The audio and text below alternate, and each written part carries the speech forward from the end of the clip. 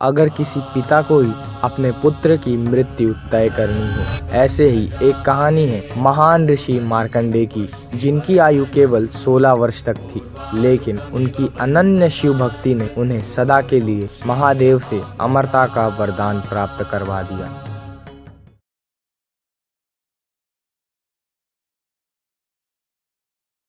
ऋषि मृकंडू कई वर्षों से भगवान शिव की तपस्या कर रहे थे। फिर वहां प्रकट हुए कालों के काल महाकाल और कहा, मांगो, क्या मांगते हो? ऋषि ने कहा, मैं आपसे पुत्र की मांग करता हूँ। शिव जी ने कहा, कैसा पुत्र चाहोगे? एक जो अल्पायु हो लेकिन अत्यंत विद्वान और महान, या एक जो दीर्घायु हो लेकिन बुद्धि से मंद हो?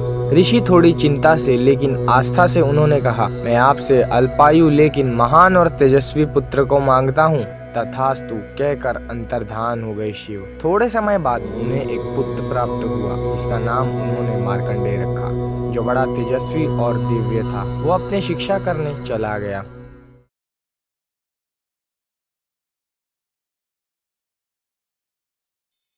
जब शिक्षा कर वो अपने पिता के पास आए, तभी उन्होंने मार्कंडेय को बताया कि पुत्र, तुम्हारा जीवन समाप्त होने वाला है।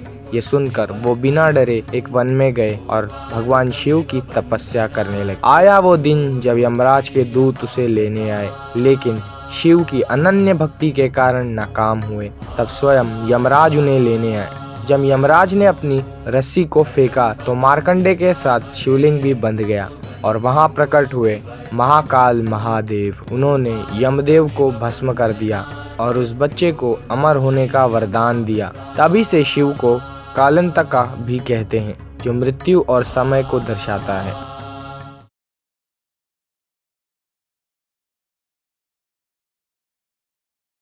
इंद्रदेव ने विचार किया, कौन है जो इतनी घोर तपस्या में लीन है? कहीं ये मेरे पद को प्राप्त ना कर पाए। इसी के डर से इंद्रदेव ने कामदेव, अप्सराएं और वसंत को उनकी तपस्या को तोड़ने भेजा। जब ऋषि मार्कंडेय तपस्या कर रहे थे, अचानक चारों ओर वसंत फैल गई।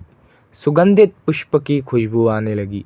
चारों ओर काम भाव उत्तेजित हो रहे थे। पुंजिक स्थली नाम की अप्सरा उन्हें मोहित कर रही थी, किंतु ऋषि मार्कंडेय अपने तपस्या में दृढ़ लीन थे। कामदेव ने जैसे ही अपना प्रभाव शुरू किया, वहीं भस्म हो गए। ऋषि मार्कंडेय अपनी तपस्या में लीन रहे और ना ही मोहित हुए। तभी जगत के रक्षक भगवान विष्णु प्रकट हुए और कहा, कौन सा वर मांगते हो? मार्कंडेय जी ने कहा, मैं आपके माया का दर्शन करना चाहता हूँ, जिससे सभी मोहित होते हैं। भगवान नारायण ने कहा, ऐसा ही होगा, तथास्तु।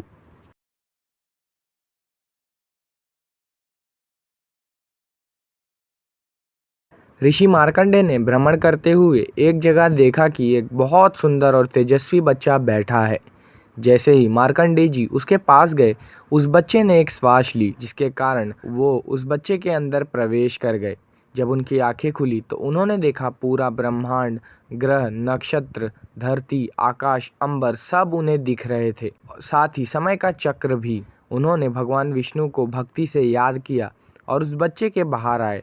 उनकी आंखें खुली तो वे वापस उस वन में थे जहां वे तपस्या करते थे। ऋषि मार्कंडेय ने मार्कंडेय पुराण की रचना की थी और साथ ही माता पार्वती के कृपा से उन्होंने दुर्गा सप्तशती की भी रचना की। ऐसा कहते हैं कि वो कलयुग के 8वें चिरंजीवी है।